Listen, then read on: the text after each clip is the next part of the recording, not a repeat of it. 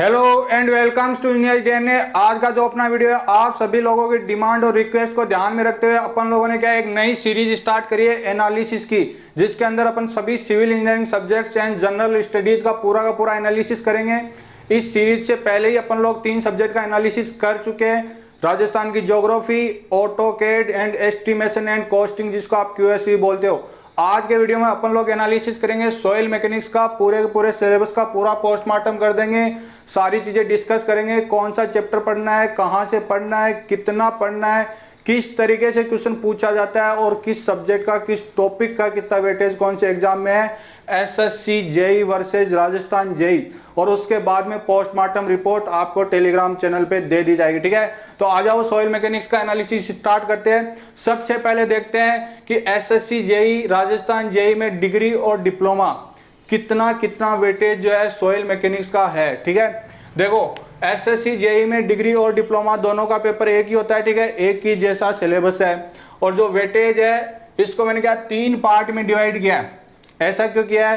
क्योंकि स्टार्टिंग में जो एसएससी के सबसे पहले स्टार्टिंग के 5 से 6 साल थे, उनमें सॉइल मैकेनिक्स का वेटेज था ज्यादा, 12 से 15 क्वेश्चन वहां पे पूछे जा रहे थे।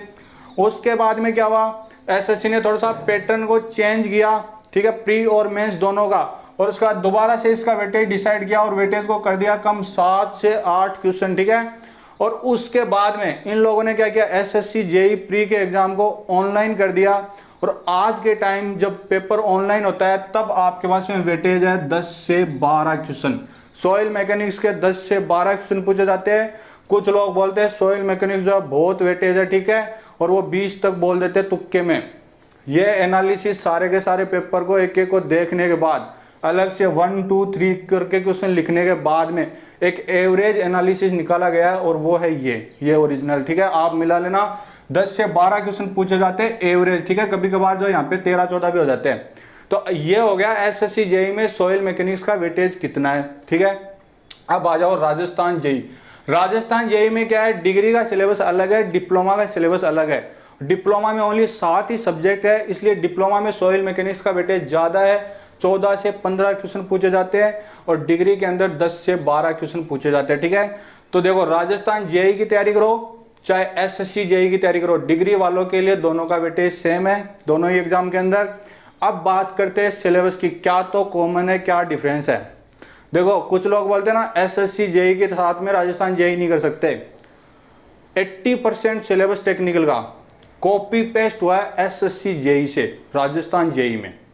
डिग्री वालों की बात कर रहा हूं भाई, क्योंकि डिग्री के अंदर जो है ज्यादा सब्जेक्ट है, जो एसएससी जेई में है लगभग सेम ही है, 1-2 सब्जेक्ट एक्स्ट्रा है राजस्थान जेई में, लेकिन सिलेबस कॉपी पेस्ट हुआ है। इसलिए अगर आप टेक्निकल कोई से भी एक एग्जाम के हिसाब से पढ़ लो, आपका दोनों का तैयार हो जाएगा। 20% सिलेबस एक्स्ट्रा कौन सा है, वो जिस भी सब्जेक्ट में होगा आपको अलग से बता दूंगा, किस तरीके से पढ़ना है उसको वो भी बता दूंगा। लेकिन सॉइल मैकेनिक्स में एक कोमा भी चेंज नहीं होगा। SSC JE and Rajasthan JE दोनों में सेम टू सेम सिलेबस है, चाहे आप डिग्री के हो चाहे डिप्लोमा के हो, यहाँ पे भी दोनों में सेम है और इन दोनों में भी सेम है।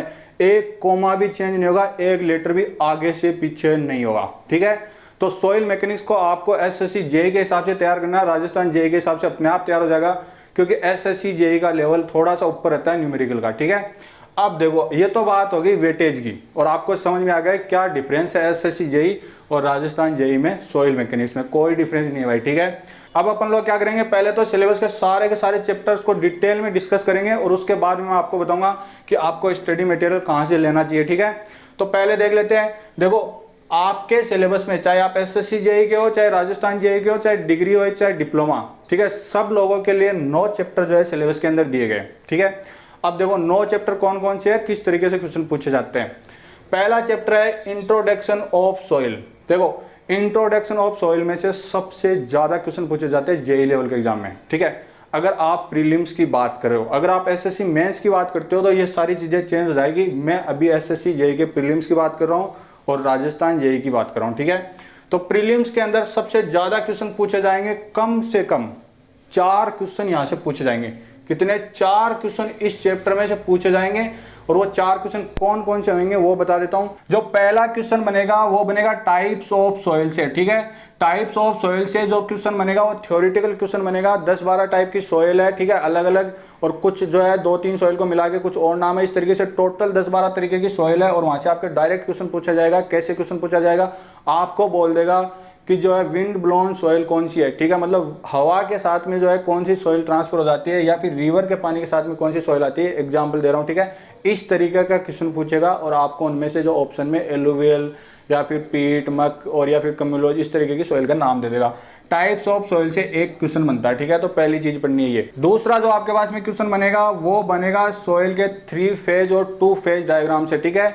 आप कोई सॉइल लेते हो और उसका जो सैंपल होता है उसका 3 फेज और 2 फेज जो डायग्राम बनाते हो, वहां से आपके पास में क्या बहुत सारी टेक्निकल टर्म्स निकलती है, जैसे water content, degree of saturation, void ratio, ठीक है, पोरोसिटी, इस तरीके की जो टर्म्स निकलती है। एक क्वेश्चन तो उनका डायरेक्ट फॉर्मूला पूछ लेगा, दूसरा जो है उनकी रेंज पूछ लेगा, जैसे 0 से 100, 0 इंक्लूड है, 100 इंक्लूड है कि नहीं है। इस तरीके से क्या होता है ना, आपसे दूसरा क्वेश्चन पूछेगा 3 फेज या फिर 2 फेज डायग्राम से कौन से वो जो टेक्निकल टर्म होती है 12-15 तरीके की, वहां से पूछेगा, ठीक है।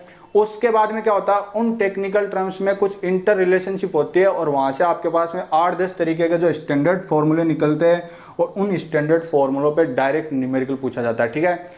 अगर आप राजस्थान जेईई की तैयारी कर रहे हो तो वो स्टैंडर्ड फॉर्मूले डायरेक्ट याद करना और कौन सी टर्म का मतलब क्या होता है और एक एक न्यूमेरिकल उन पे लगा लेना सब पे। और अगर आप एसएससी जेईई की तैयारी कर रहे हो तो आपसे क्वेश्चन डायरेक्ट नहीं पूछा जाएगा, उन फॉर्मूलों को आपको थोड़ा मॉडिफाई करना पड़ेगा क्वेश्चंस के हिसाब से। तो आपको थोड़ा सा डेप्थ में उन फॉर्मूलों पे प्रैक्टिस करनी पड़ेगी। उन फॉर्मूलों पे डायरेक्ट न्यूमेरिकल पूछते हैं एसएससी जेईई में 1 या 2 न्यूमेरिकल, ठीक है। तो यहाँ से वो जो फॉर्मूले हैं उनको आपको अच्छे से प्रैक्टिस करना है। उन फॉर्मूलों के ऊपर जो है न्यूमेरिकल पूछे जाते हैं, ना कि वो फॉर्मूले पूछे जाते हैं 1 से 2 क्वेश्चन, समझ गए, ठीक है। उसके बाद में देखो, इतना होने के बाद में जो इंट्रोडक्शन ऑफ सॉइल में आ जाती है इंडेक्स प्रॉपर्टीज, ठीक है। बहुत सारी इंडेक्स प्रॉपर्टीज है, आपको उनके फॉर्मूले याद करने हैं, वो क्या होती है वो याद करना है, और उसके साथ ही उनके टेस्ट भी है। तो आपको क्या करना है, इंडेक्स प्रॉपर्टीज की थ्योरी, फॉर्मूले और उसके साथ में उनके जो टेस्ट है उनके ऊपर न्यूमेरिकल भी जो आपको बनते हैं वो सारे के सारे यहाँ से करने हैं। तो आपके पास पहले चैप्टर से टोटल 4 टाइप के क्वेश्चन बन जाते हैं और चारों टाइप में से एक एक क्वेश्चन वो बार बार पूछता है। टाइप्स ऑफ सॉइल में से अगर आपको क्वेश्चन नहीं देगा तो यहाँ से 2 न्यूमेरिकल दे देगा, ठीक है, उन फॉर्मूलों के ऊपर।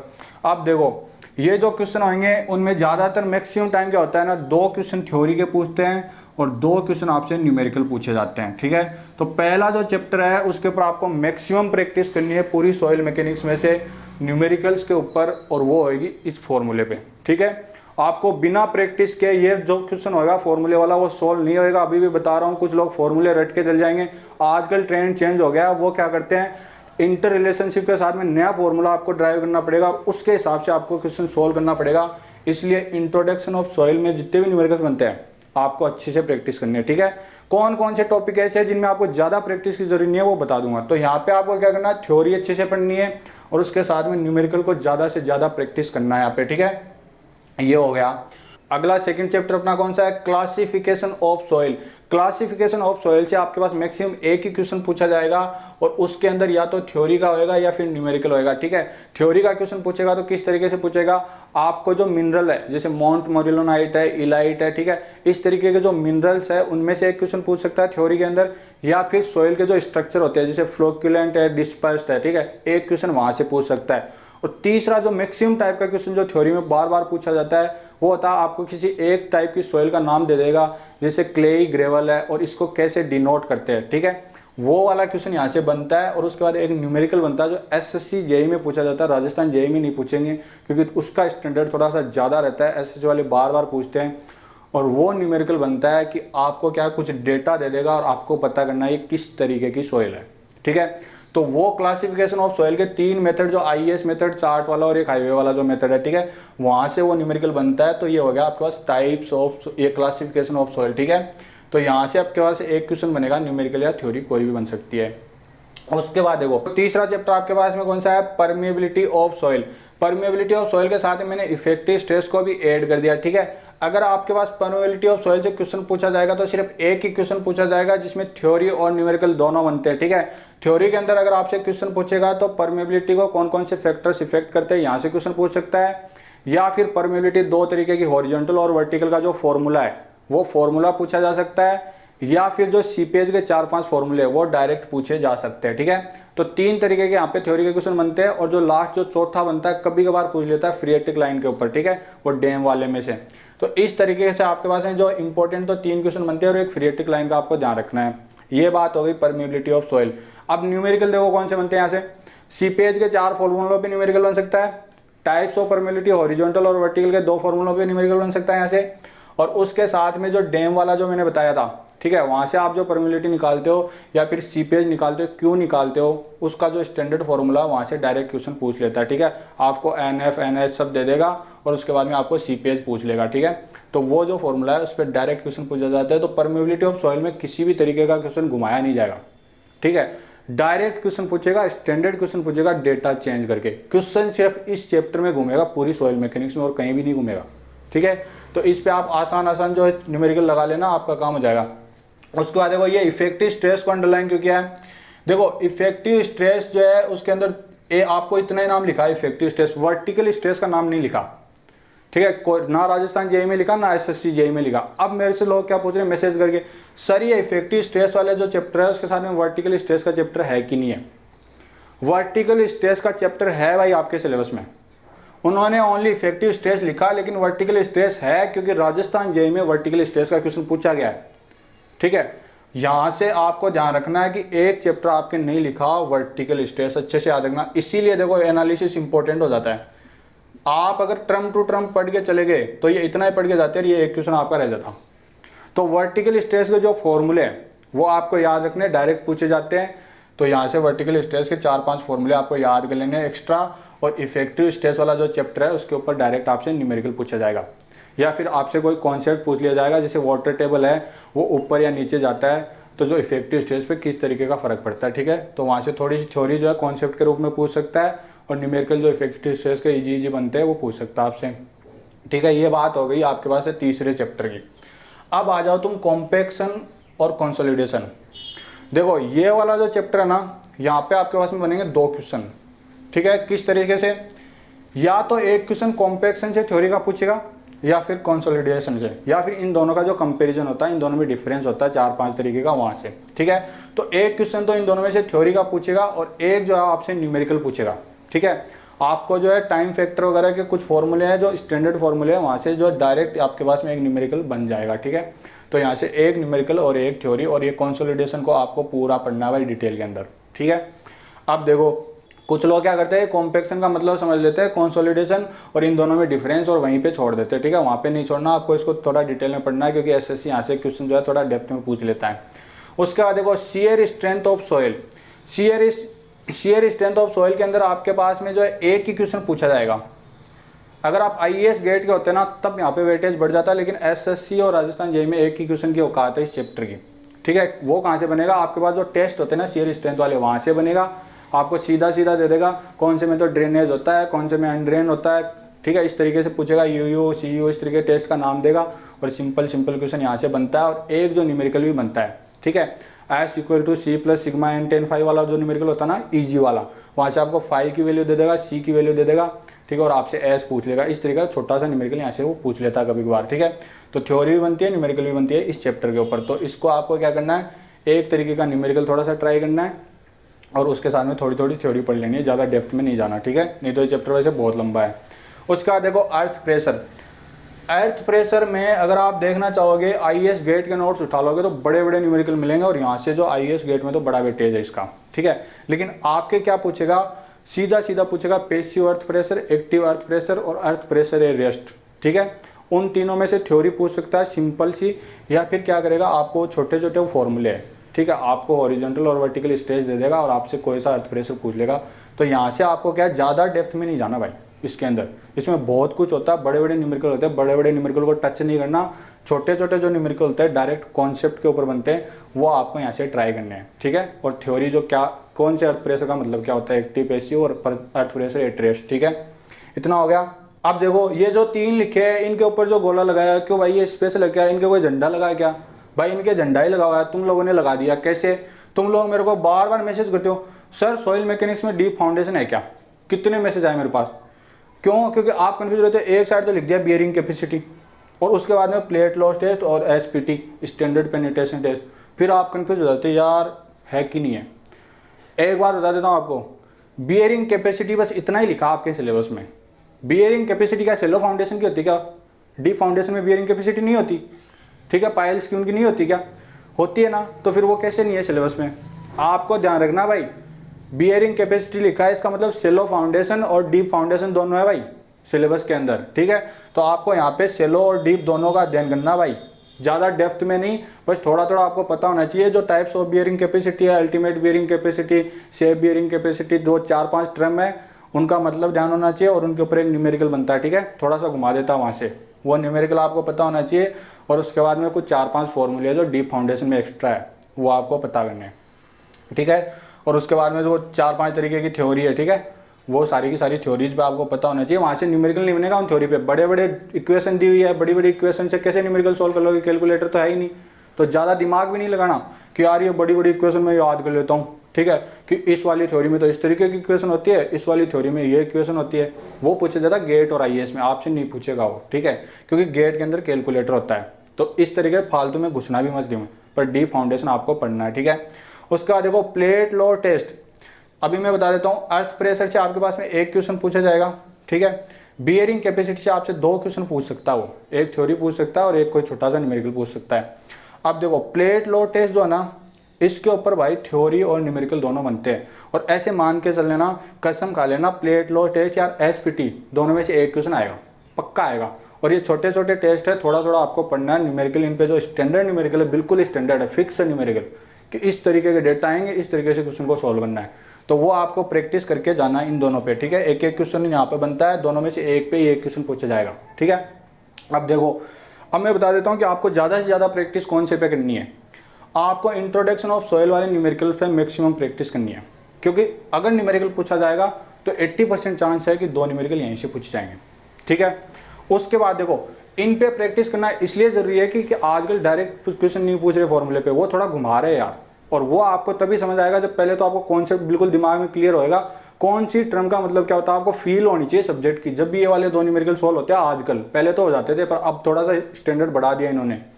तो यहाँ पे सबसे ज़्यादा न्यूमेरिकल की प्रैक्टिस करनी है आपको, और बाकी सब में जितने भी न्यूमेरिकल बताए ना वो स्टैंडर्ड टाइप के न्यूमेरिकल है, एक एक बार कर लेना, अगर आ गया तो सही हो जाएगा। दूसरी बात, सॉइल मैकेनिक्स में जितने भी न्यूमेरिकल ट्राई करो ना, कैलकुलेटर हाथ में मत लेना, क्योंकि यहाँ पे डेटा कुछ इस तरीके से होंगे कि आपको खुद की टेक्निक डेवलप करनी पड़ेगी दिमाग लगा के, कि इस तरीके के डेटा को कैसे सॉल्व करना है। तो अगर आपने फॉर्मूला याद किया और न्यूमेरिकल पढ़ लिए, मैं आपको गारंटी देता हूँ आपसे न्यूमेरिकल सॉल्व नहीं होगा, क्योंकि वहाँ पे 0.8 को मल्टीप्लाई करना है कुछ डेटा के साथ में, इस तरीके से डेटा आएंगे, रूट के अंदर कोई डेटा आ जाएगा, ठीक है, क्योंकि इधर की टर्म को आप ट्रांसफर करके इधर ले जा रहे हो, फिर वो रूट में चल गई स्क्वायर की वजह से, तो वो चीज़ें सॉल्व नहीं होएगी। तो सॉइल मैकेनिक्स में जो न्यूमेरिकल आएंगे इजी आएंगे, लेकिन कैलकुलेशन नहीं होगी आपसे, कैलकुलेटर वहाँ पे नहीं होगा। तो आपको पूरी प्रैक्टिस करनी है, हर तरीके के क्वेश्चन पे एक एक क्वेश्चन सॉल्व करना है, और उसके बाद अपने एक अलग से नोट्स बना लेने हैं कि इस तरीके के डेटा को मैं कैसे सॉल्व करूँगा, ताकि आपका टाइम बच जाए नहीं। एक बार प्रैक्टिस किए, कोई तरीका डेवलप किया उसको सॉल्व करने का इक्वेशन को, और वहाँ पे जाके भूल गए, तो उनको क्या अलग कर लेना भाई। अब एक पेज के लिए क्या पूरी सॉइल मैकेनिक्स बार बार रिवाइज करोगे क्या, डेटा कैसे सॉल्व करने है उसके लिए? तो ये गलती आप कर सकते हो यहाँ पे, ठीक है। अब देखो, ये तो बात हो गई जो सिलेबस आपके लिखा हुआ है, ठीक है। उसमें एक्स्ट्रा आपको क्या पढ़ना है, यहाँ पे मैंने बताया इफेक्टिव स्ट्रेस के साथ में वर्टिकल स्ट्रेस वाला चैप्टर के फॉर्मूले देखने हैं, ठीक है। उसके साथ देखो एक और चैप्टर है जिसका नाम यहाँ पे नहीं लिखा हुआ, और वो भी आता है सॉइल स्टेबलाइजेशन। सॉइल स्टेबलाइजेशन की थ्योरी है 3 4 पेज की, वो थ्योरी आपको पढ़नी है, वो यहाँ पे लिखी हुई नहीं है, लेकिन एसएससी में वहाँ से क्वेश्चन बहुत बार पूछा है, ठीक है। राजस्थान जेईई के तो ज़्यादा पेपर नहीं है, हो सकता आ जाए, हो सकता ना भी आए, लेकिन एसएससी जेईई में वहाँ से क्वेश्चन पूछा गया है। एक चैप्टर ऐसा है जो आपको आईएएस और गेट के नोट्स में मिल जाएगा, आईएएस और गेट का सिलेबस भी बिल्कुल सेम ही है, ठीक है। एक चैप्टर एक्स्ट्रा है, वो है stability of slope. Stability of slope से आपके एसएससी में क्वेश्चन पूछा गया है पहले, हो सकता है पहले का सिलेबस अलग हो, अभी थोड़ा सिलेबस अलग है, लेकिन आजकल नहीं पूछा जा रहा। जब से ऑनलाइन एग्जाम हुआ वो क्वेश्चन नहीं पूछ रहे स्टेबिलिटी ऑफ स्लोप से, लेकिन पहले उनकी थ्योरीज पे जो है एक थ्योरी का क्वेश्चन वो पूछ लेते थे, अब नहीं पूछ रहे। तो आपको ध्यान रखना स्टेबिलिटी ऑफ स्लोप वाला चैप्टर आपको नहीं पढ़ना है, उसमें आपको दिमाग नहीं लगाना, और सॉइल स्टेबलाइजेशन और वर्टिकल स्ट्रेस पढ़ना है। ठीक है, अच्छे से दिमाग में सेट हो गया क्या पढ़ना है एक्स्ट्रा और क्या नहीं पढ़ना। अब देखो ये पढ़े कहाँ से भाई, स्टडी मटेरियल तो बताओ हमको। स्टडी मटेरियल सीधी सी बात है, इसकी बुक खरीदने की कोई जरूरी नहीं है। इसकी बुक वो लोग खरीदते हैं जो आईएएस गेट की तैयारी करते हैं। क्यों? गेट वाले भी नहीं खरीदते, सिर्फ आईएएस वाले, क्योंकि उनको मेंस के हिसाब से क्या बड़े बड़े क्वेश्चन ज़्यादा प्रैक्टिस करने पड़ते हैं। ठीक है, लेकिन यहाँ पे क्या होता है, आप किसी भी आईएएस या फिर गेट के उठा लेना नोट्स, ठीक है, किसी भी बढ़िया सी कोचिंग के, उनका सिलेबस आपका सिलेबस लगभग सेम है। ठीक है, और उसके साथ ही उनमें सफिशिएंट थ्योरी लिखी होती है जहाँ से क्वेश्चन बनते हैं। ऑब्जेक्टिव न्यूमेरिकल्स उन नोट्स में कम मिलेंगे जो आपको बुक से लगाने हैं, ऑब्जेक्टिव वाली बुक से। ठीक है, लेकिन थ्योरी के लिए आपको बुक नहीं परचेज करनी, आप किसी कोचिंग के नोट्स उठाओ, उनको पढ़ना चालू कर दो। ठीक है, सिंपल बात है। उसके बाद में नोट्स पढ़ते हुए आपको ध्यान रखना है बड़े बड़े न्यूमेरिकल को बिल्कुल टच नहीं करना, और खुद के नोट्स अलग से बना लेने हैं, क्योंकि सॉइल मैकेनिक्स के नोट्स होंगे इतने मोटे आईएएस के, आपके नोट जो बनेंगे मैक्सिमम खींच के ज़्यादा से ज़्यादा लगा लोगे ना 40 पेज, बस यही फ़र्क है। अगर आपने उन 40 पेज को बना लिया ना तो आपके लिए 10 से 12 नंबर पक जाएंगे, और उन नोट्स को बार बार पढ़ते रहने तो आपको लगेगा सॉइल मैकेनिक्स क्या है, ये तो यार पूरी रामायण है। ठीक है, अब देखो या तो आप ऐसा कर लो किसी कोचिंग के नोट्स परचेज कर लो और उसमें से पढ़ना चालू कर लो, या फिर मैं क्या करूँगा, ये सब्जेक्ट में पूरा का पूरा जो है बोर्ड के ऊपर पढ़ाऊँगा यहाँ पे QSC कंप्लीट होते ही। ठीक है, लेकिन उसमें लगेगा टाइम, इसलिए मैं क्या करूँगा, आपको नोट्स दे दूँगा राजस्थान जेईई और SSC जेईई के हिसाब से, सिर्फ प्रीलिम्स के हिसाब से, जहाँ से सीधे सीधे छोटे छोटे क्वेश्चन पूछे जाते हैं ना, वो 40-50 पेज आपको दे दूँगा। ठीक है, तो वो पढ़ लेना। ठीक है, अपनी पता नहीं वीडियो तो कब कंप्लीट होंगे, नोट्स में सारे पहले ही दे दूँगा आपको। ठीक है, तो ये बात हो गई स्टडी मटेरियल आपको कहाँ से फॉलो करना। अब देखो अगला जो सबसे ज़्यादा क्वेश्चन पूछा जा रहा है लोगों के द्वारा, वो पूछा जा रहा है कि सर ऑब्जेक्टिव की कौन सी किताब लगाए। देखो सॉइल मैकेनिक्स के लिए मेरे हिसाब से आपको सबसे पहले लगानी चाहिए SSC जेईई के प्रीवियस ईयर्स। ठीक है, लॉजिक के साथ बताता हूँ यही क्यों लगानी चाहिए, ध्यान से सुनना भाई। SSC जेईई और राजस्थान जेईई का सिलेबस सेम है, तो अब आप ये मत सोचना मैं राजस्थान जेईई की तैयारी कर रहा हूँ तो मैं ये क्यों लगाऊँ, पहली चीज़। दूसरी चीज़ SSC जेईई के अंदर 60% से ज़्यादा क्वेश्चन जो है रिपीट होते हैं। रिपीट होने का मतलब है न्यूमेरिकल का जो पैटर्न होता है सेम होता है, डेटा थोड़े बहुत चेंज कर देते हैं, और थ्योरेटिकल क्वेश्चन तो मैक्सिमम रिपीट ही होते हैं। ठीक है, कुछ नया नहीं देते। ऐसा क्यों? इसके कितने पेपर है पता है ना तुमको? अब इतने पेपर है, सिलेबस तो फिक्स है ना, थोड़ा सा तो रिपीट होंगे यार, स्टैंडर्ड क्वेश्चन है, बार बार आएंगे, तो यहाँ से आपको स्टैंडर्ड पता चल जाएगा, उसके साथ ही जो रिपीट होते हैं ना क्वेश्चन वो आपके डायरेक्ट सही हो जाएंगे, पहली चीज़। दूसरी बात क्या है कि इसमें क्वेश्चंस की भी कमी नहीं है। ठीक है, ये चीज़ सिर्फ सॉइल मैकेनिक्स के लिए बता रहा हूँ, हर सब्जेक्ट की अलग स्ट्रेटेजी होगी, तुमको अलग से नोट कर लेना। ठीक है, एक लिस्ट बना लेनी है। तो सॉइल मैकेनिक्स में SSC जेईई लगाओ। अब इसमें भी जो दूसरा क्वेश्चन सबसे ज़्यादा पूछा जा रहा है, जो सबसे ज़्यादा कमेंट आ रहे हैं, वो क्या आ रहे हैं, सर SSC जेईई के प्रीवियस ईयर्स में मेडीजी या फिर IAS मास्टर के खरीदे या फिर यूथ पब्लिकेशन के खरीदे। देखो यूथ पब्लिकेशन, मेडीजी, IAS मास्टर, ठीक है, ये तीनों ही बड़े हैं, और मेरी तो औकात भी नहीं है किसी को प्रमोट करने की, सही बात हूँ, जो मेरे को सही लगता है वो बता देता हूँ। मेडीजी और IAS मास्टर के जो क्वेश्चन है ना, उनमें आपको एरर मिलेगी मिनिमम, क्योंकि वहाँ पे जो फैकल्टी बैठते हैं या फिर उनकी जो कंटेंट डेवलप करने वाली टीम है ना, वो थोड़ी ज़्यादा है मेरे हिसाब से अच्छी। ठीक है, तो मेडीजी और IAS मास्टर में आपको एरर थोड़ी सी कम मिलेगी। दूसरी बात, वो लोग अपडेट भी करते रहते हैं और सॉल्यूशन भी आपको अच्छे से मिले हुए। ठीक है, चैप्टर वाइज भी दिए हुए। तो मैं तो बोलूँगा उन दोनों में से जो आपको अच्छी लगे वो खरीद लो। ठीक है, और यूथ पब्लिकेशन का डिसीजन है आपके ऊपर, क्योंकि उसमें मेरे को नहीं पता कितनी एरर है, क्योंकि मैंने वो कभी सॉल्व नहीं करी। ठीक है, लेकिन मेडीजी और IAS मास्टर का पता है कि उनमें एरर है कम। ठीक है, ये बात हो गई इसकी SSC जेईई के प्रीवियस। अब देखो कुछ लोग रिपीटर है, उन्होंने तो ये लगा ली, पहले ही लगा चुके हैं वो लोग क्या बोल रहे हैं ना, सर गुप्ता एंड गुप्ता लगाए कि नहीं लगाए। मैं पहले भी एनालिसिस में एक बात बोल चुका हूँ कि राजस्थान जेईई में और RPSC इनका जो प्रीलिम्स का पेपर हुआ था उसमें देखना गुप्ता एंड गुप्ता में इसके कितने क्वेश्चन आए थे। उसके पीछे रीजन क्या ना, जो एग्जामिनर होंगे, मान लो बुड्ढे है, उनका हाथ में पेपर आया, तो उनके टाइम पे जो किताब चलती होगी तो उनको तो वही पता ना, वो क्या करेंगे, मार्केट में जाके बुक शॉप पैसे दौड़ो, बताओ भाई कौन कौन सी किताबें आजकल चल रही है। उनको जो पता होगी ना, उन्हीं बुक में से क्वेश्चन उठाएंगे। उस टाइम पे चलती गुप्ता एंड गुप्ता थी, उसके बाद RS खुरमिया आ गया, RA गौर आ गया।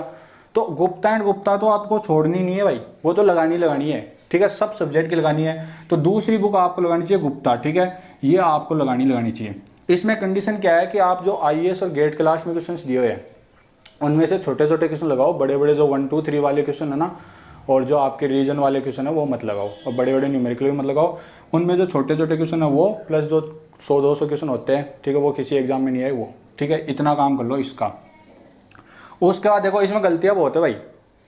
अब मैं आपको ये बुक सोल्व कराने तो यहाँ बैठूंगा नहीं, ठीक है, क्योंकि इतना टाइम मेरे पास भी नहीं है, लेकिन इस बुक की जो आंसर की है उसमें कौन कौन से क्वेश्चन के आंसर गलत है वो मैं आपको दे दूंगा, और उनका सॉल्यूशन भी दे दूंगा क्यों तो ये गलत है, इसका सही आंसर क्या है, वो मेरे पास पड़े पहले सॉल्व करे हुए। तो मैं आपको क्या करूंगा, हर सब्जेक्ट का आंसर की यहाँ पे बता दूंगा, 5-10 मिनट लगेगी, हर वीडियो बनाएगा एक एक सब्जेक्ट का, और आपको बता दूंगा गुप्ता एंड गुप्ता में इस क्वेश्चन के आंसर गलत है, बाकी आप अपने आप सॉल्व कर लोगे, इजी क्वेश्चन है, ठीक है। तो इसकी एरर का काम, तुम्हारी एरर की टेंशन मैं खत्म कर दूंगा। देखो उसके बाद तीसरी जो बुक लोग पूछ रहे हैं, सर RS खुरमी या फिर R एगोर में से कोई लगाए कि नहीं लगाए। सॉइल मैकेनिक्स में ना मेरे हिसाब से ये गुप्ता एंड गुप्ता और SSC क्वेश्चन सफिशिएंट है, क्योंकि मैं पहले ही बोल चुका हूँ कि जो आपके क्वेश्चन घूमता है सिर्फ यहीं से घूमता है न्यूमेरिकल, बाकी तो स्टैंडर्ड क्वेश्चन है जो इनमें भी आपको मिल जाएंगे। 10 किताब लगाओगे कोई मतलब नहीं है, 10 किताब लगाओ आप बिल्डिंग मटेरियल की, कंस्ट्रक्शन टेक्नोलॉजी की, सर्वे की, वहाँ पे क्या है इतनी सारी थ्योरी है ना कि आपको क्वेश्चन अलग मिल सकते हैं, लेकिन यहाँ पे नहीं मिलेंगे। तो इसमें टाइम वेस्ट करने का तीसरी किताब पे कोई ज़रूरी नहीं है। फिर भी मैं बता रहा हूँ कुछ लोग ऐसा RS खुरमी लगाए कि नहीं लगाए। देखो ये जो RS खुरमी है ना, इसमें सबसे ज़्यादा एरर है, सबसे ज़्यादा एरर इसी किताब में है। अगर इस किताब को तुम लगाए तो तुम अगर पुराने और रिपीटर हो तब तो तुमको पता चल जाएगा गलत है, पर अगर पता नहीं चला ना तो तुम गलत रट लोगे यहाँ पे, ठीक है। तो इस किताब को तभी लगाना जब तुमको कोई आंसर की दे दे कि भाई ये आंसर तो गलत है, ये सही है। मैं तो दूंगा नहीं इस किताब के आंसर की, क्योंकि इसमें बहुत सारी एरर है, कितने बताऊंगा तुमको, ठीक है। चौथी किताब जो आप बोल रहे हो R एगोर, देखो सॉइल मैकेनिक्स के लिए R एगोर लगाने की कोई ज़रूरी नहीं है। R एगोर में 3 लेवल के क्वेश्चन दिए हुए हैं, जो थोड़े बेसिक, फिर एडवांस और फिर बहुत न्यूमेरिकल बड़े बड़े वाले IAS ग्रेड वाले। सॉइल मैकेनिक्स की R एगोर लगाने की कोई ज़रूरी नहीं है भाई, इतना टाइम भी नहीं है कि अब आप R एगोर लगाओ, ठीक है। ये बात हो गई इनकी। अब देखो एक और क्वेश्चन जो मेल के थ्रू पूछा जा रहा है कि सर टेस्ट सीरीज किसकी ले, कौन से इंस्टीट्यूट की टेस्ट सीरीज ले। देखो भाई किसी की भी टेस्ट सीरीज ले हो, लेकिन टेस्ट सीरीज वो वाली ले हो जिसके अंदर पहले तो चैप्टर वाइज दिए हुए, सॉरी पहले तो क्या सब्जेक्ट वाइज दिए हुए, ठीक है। पहले कुछ हर सब्जेक्ट का 1 या 2 टेस्ट दिया हो, उससे क्या होगा आप जो टेस्ट सीरीज अभी स्टार्ट कर सकते हो, जैसे एक सब्जेक्ट पढ़ा उसका टेस्ट दे लो, ठीक है। दूसरी जो आपके पास में जो उसके अंदर क्या होता है ना, फुल सिलेबस के जो टेस्ट होते हैं, कम से कम 5 टेस्ट तो होने चाहिए, इससे कम में आपका काम नहीं चलेगा।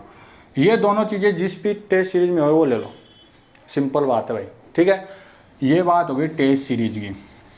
अब देखो अगला जो डाउट आपके दिमाग में सबसे ज़्यादा चल रहा है वो ये चल रहा है, सर टेस्ट सीरीज में कमियां कैसे ढूंढे, ठीक है। देखो आपने एक सब्जेक्ट पढ़ा, उसका टेस्ट दिया, पहली गलती आप क्या करते हो, तुरंत टेस्ट देते हो।